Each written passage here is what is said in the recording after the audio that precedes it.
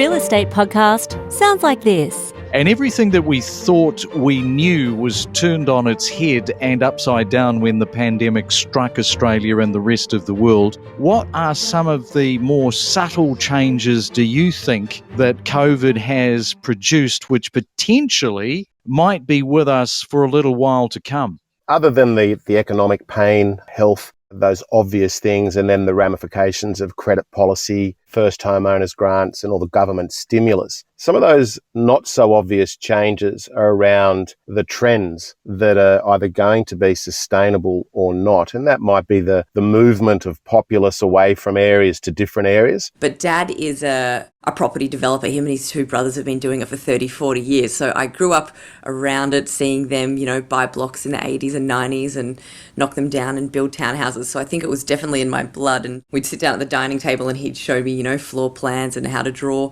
windows and doors. And when I was in primary school, he sat down with me and we drew a townhouse together, and then he ended up building that off my design. So it's something that I was very passionate about. So we've seen significant increases. Finally, the unit market, that oversupply is now flattening out, and we're now starting to see increases when it comes to townhouses and apartments. It's been a great market, and things are actually starting to pick up, which is really good to see. I feel that will continue over the next few years, and obviously with the Olympics coming to Queensland too. So granted, it's still quite far away, but we've got a lot of infrastructure and exciting things happening in Queensland, which is just going to continue to make the market, continue to be strong. You talk about the right question.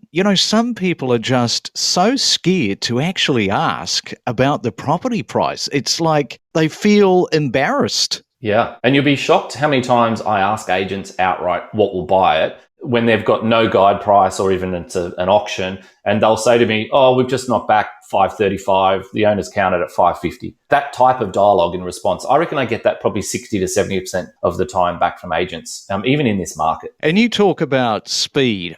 Speed it's the currency of the negotiation, the end result. Absolutely. That's probably the biggest difference between professional property buyers and just the general public. It's the speed at which we can get through the due diligence period and navigate that buying process. So you've got to realise that if you're competing in this market with multiple buyers, and in some areas of Australia at the moment right now, I'm competing against 50 buyers on the same property on the same day, you've got to get through that DD fast. And it doesn't mean rushing. A lot of buyers think, it's rushed, I'm going too fast.